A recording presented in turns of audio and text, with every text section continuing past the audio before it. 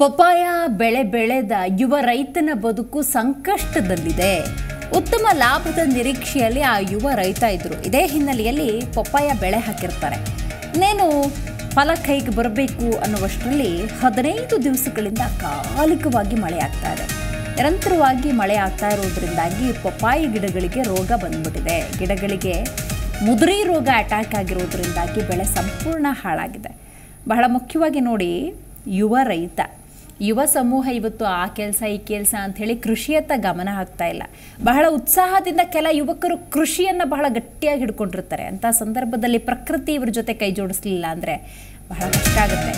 ಬಿಸ್ನೆಸ್ಸನ್ನು ಬಿಟ್ಟು ತೋಟಗಾರಿಕಾ ಬೆಳೆಯನ್ನು ಬೆಳೀತಾ ಇದ್ರು ಈ ಯುವ ರೈತ. ರಾಯಚೂರಿನ ಮಾನ್ವಿ ತಾಲೂಕಿನ ಕುರುಡಿ ರೈತ ಸೈಯದ್ ಅಕ್ರಮ್ ಪಪ್ಪಾಯಿ ಬೆಳೆ ಬೆಳೆದಿದ್ರು.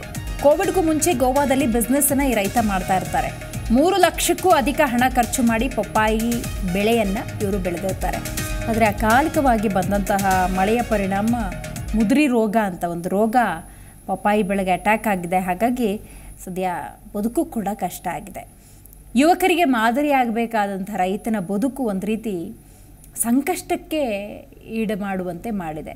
ನೋಡಿ, ನಿರ್ದಾಕ್ಷಿಣ್ಯವಾಗಿ ಆ ಪಪ್ಪಾಯಿ ಗಿಡಗಳನ್ನು ಕಟ್ ಮಾಡುವಂಥ ಪರಿಸ್ಥಿತಿ ಬಂದಿದೆ. ತನ್ನ ಕೈಯಾರೆ ಆ ಪಪ್ಪಾಯಿ ಗಿಡಗಳನ್ನು ಕಟ್ ಮಾಡ್ತಾ ಇದ್ದಾರೆ. ಹೆಚ್ಚಿನ ಮಾಹಿತಿಯನ್ನು ನೀಡ್ತಾರೆ ನಮ್ಮ ಪ್ರತಿನಿಧಿ ಅನಿಲ್ ಕುಮಾರ್. ಅನಿಲ್, ಆ ರೈತ ತನ್ನ ಕೈಯಾರೆ ತಾನು ಬೆಳೆದಂತಹ ಪಪ್ಪಾಯಿ ಗಿಡಗಳನ್ನು ಕಟ್ ಮಾಡೋದು ನೋಡಿದ್ರೆ ನಿಜಕ್ಕೂ ಕರಳು ಚುರ್ರನತ್ತೆ. ಯಾಕಂತ ಹೇಳಿದ್ರೆ ಬಹಳ ಆಸ್ಥೆಯಿಂದ, ಬಹಳ ಶ್ರದ್ಧೆಯಿಂದ ಬೆಳೆ ಬೆಳಿಬೇಕು, ಅದರಿಂದ ಒಂದು ಫಲ ಸಿಗುತ್ತೆ ಅನ್ನುವಂಥ ನಿರೀಕ್ಷೆಯಲ್ಲಿದ್ದರು. ಬಟ್ ಅಕಾಲಿಕ ಮಳೆ ಬಹಳಷ್ಟು ಸಂಕಷ್ಟಕ್ಕೆ ಈಡು ಮಾಡಿದೆ. ಏನೇನು ಮಾತಾಡಿದ್ರು ಆ ರೈತರು? ಏನೆಲ್ಲ ಸಮಸ್ಯೆ ಆಗ್ತಾ ಇದೆ? ಯಾವ ರೋಗ ಬಂದಿದೆ? ಇದಕ್ಕೆ ಪರಿಹಾರ ಇಲ್ವಾ? ವಿದ್ಯಾಶ್ರೀ, ನಿಜವಾಗ್ಲೂ ಏನು ಮೊನ್ನೆ ಬಂದಂತ ಮಳೆಗೆ ಸಾಕಷ್ಟು ಕೃಷಿಕರು, ರೈತರು ಕೂಡ ಒಂದ್ ರೀತಿಯಾಗಿ ಸಂತಸ ವ್ಯಕ್ತಪಡಿಸಿದ್ರೆ, ಇನ್ನು ಕೆಲವು ರೈತರಿಗೆ ಕಹಿ ಆಗಿದೆ ಅಂತಾನೆ ಹೇಳ್ಬೋದು. ಏನು ರಾಯಚೂರು ಜಿಲ್ಲೆ ಮಾನ್ವಿ ತಾಲೂಕಿನ ಕುರುಡಿ ಗ್ರಾಮದಲ್ಲಿ ಸೈಯದ್ ಅಕ್ರಮ್ ಎನ್ನುವಂತ ರೈತರಾಗಿ ಮುಂಚೆ ಅವರು ಬಿಸ್ನೆಸ್ ಮ್ಯಾನ್ ಆಗಿ ಗೋವಾದಲ್ಲಿ ಕೂಡ ಒಂದು 9-10 ವರ್ಷಗಳ ಕಾಲ ಬಿಸ್ನೆಸ್ ಕೆಲಸ ಮಾಡ್ತಾ ಇದ್ರು. ಆದ್ರೆ ಲಾಕ್ಡೌನ್ ಸಂದರ್ಭದಲ್ಲಿ, ಕೊರೋನಾ ಸಂದರ್ಭದಲ್ಲಿ ತಮ್ಮ ಊರಿಗೆ ಮರಳದಂತ ಸಂದರ್ಭದಲ್ಲಿ ಯಾವುದೇ ಬಿಸ್ನೆಸ್, ಅಲ್ಲಿ ನಡೆದಂತ ಬಿಸ್ನೆಸ್ ಇಲ್ಲಿ ನಡೆಯೋದಿಲ್ಲ ಅಂತ ಅನ್ನೋ ಕಾರಣದಿಂದಾಗಿ ಅವರು ನೇರವಾಗಿ ಏನು ಕೃಷಿಗೆ ಇಳಿದಿರುವಂತದ್ದು. ಕೃಷಿಯಲ್ಲಿಯೂ ಕೂಡ ಯುವಕರಿಗೆ ಒಂದು ಮಾದರಿ ಆಗ್ಬೇಕು ಅಂತೇಳಿ ತೋಟಗಾರಿಕೆ ಇಲಾಖೆಯ ಬೆಳೆಗೆ ಮುಂದಾಗಿರುವಂತದ್ದು. ಅಂತ ಸಂದರ್ಭದಲ್ಲಿ ನೋಡೋದಾದ್ರೆ ಏನು 2 ಎಕರೆಯಲ್ಲಿ ಪಪ್ಪಾಯನ್ನು ಬೆಳೆಯುವಂತ ಕೆಲಸ ಮಾಡಿದ್ರು. ಪಪ್ಪಾಯನ್ನು ಬೆಳೆದು ಮತ್ತೆ ಇವಾಗ ಫಲ ಕೂಡ ನೀಡಿರುವಂತದ್ದು. ಆದ್ರೆ ಏನು ಕಳೆದ 15 ದಿನಗಳಿಂದ ಅಷ್ಟೇ ಇದು ಪ್ರಕೃತಿ ವಿಕೋಪಕ್ಕೆ ಸಂಪೂರ್ಣವಾಗಿ ಆ ಪಪ್ಪಾಯಿ ಬೆಳೆಗೆ ಮಾತ್ರ ಒಂದು ಏನು ಮುದುರು ರೋಗ ಅಂತ ಹೇಳಿ ಬಂದಿರುವಂತದ್ದು. ಆ ಮುದುರು ರೋಗದಿಂದಾಗಿ ಬೆಳೆ ಸಂಪೂರ್ಣವಾಗಿ ಹಾಳಾಗ್ತಾ ಇರುವಂತದ್ದು. ಇವಾಗ ಫಸಲು ಬಂದ್ರೂ ಕೂಡ ಯಾವುದೇ ರೀತಿಯಾದಂತ ಲಾಭ ಇಲ್ಲ. ಅದು ಏನು ಗಾದೆ ಇರುವಂತದ್ದು, ಕೈಗೆ ಬಂದ ತುತ್ತು ಬಾಯಿಗೆ ಬರ್ಲಿಲ್ಲ ಅನ್ನುವಂತ ಹಾಗೆ ಈ ರೈತನ ಬದುಕು ಸೈಯದ್ ಅಕ್ರಮ್ ಅಂತ ರೈತನಿಗೆ ಆಗಿರುವಂತದ್ದು. ಇದರಿಂದಾಗಿ ಏನು ಕನಿಷ್ಠವಾಗಿ 3-4 ಲಕ್ಷ ರೂಪಾಯಿ ಖರ್ಚು ಮಾಡಿ ಇವತ್ತು ಸಾಕಷ್ಟು ಆದಾಯ ಬರುತ್ತೆ ಅನ್ನುವಂತ ನಿರೀಕ್ಷೆಯಲ್ಲಿ ಈ ರೈತ ಇದ್ರೆ, ಆದ್ರೆ ಯಾವುದೇ ರೀತಿಯಾದಂತ ಒಂದು ಬದುಕನ್ನು ಕಸ್ಕೊಂಡಿದೆ ಅಂತಾನೆ ಹೇಳ್ಬೋದು ಈ ಪ್ರಕೃತಿ ವಿಕೋಪಕ್ಕೆ. ಇದರಿಂದಾಗಿ ಏನಾದ್ರೂ ಮುಂದಿನ ದಿನಗಳಲ್ಲಿ ಸರ್ಕಾರಗಳು ಹಾಗೂ ಇಲ್ಲಿರುವಂತ ತೋಟಗಾರಿಕೆ ಇಲಾಖೆ ಏನಾದ್ರೂ ಸಹಾಯ ಮಾಡುತ್ತಾ ಅಂತೇಳಿ ಕಾದು ನೋಡ್ಬೇಕಾಗಿದೆ. ಇನ್ನೊಂದು ರೈತ ಕೂಡ ಮನವಿ ಮಾಡ್ಕೊಂಡಿರುವಂತದ್ದು, ನೇರವಾಗಿ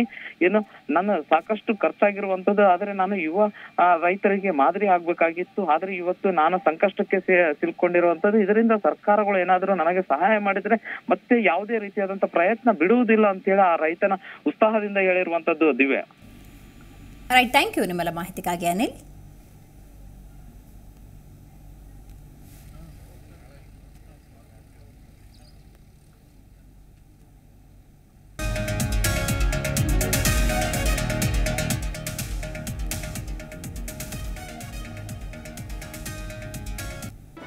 ಜಿ ಕನ್ನಡ ನ್ಯೂಸ್ ಈಗ ನಿಮ್ಮ ಮನೆಯಲ್ಲೇ ನೋಡಿ.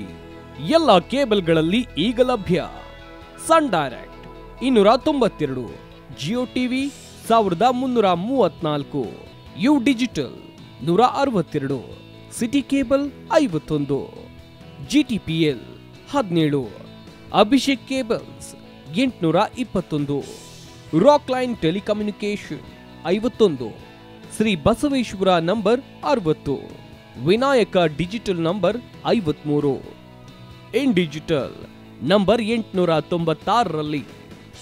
ನಿಮ್ಮಿಸ್ತದ ಜಿ ಕನ್ನಡ ನ್ಯೂಸ್ ನೋಡಿ ಆನಂದಿಸಿ.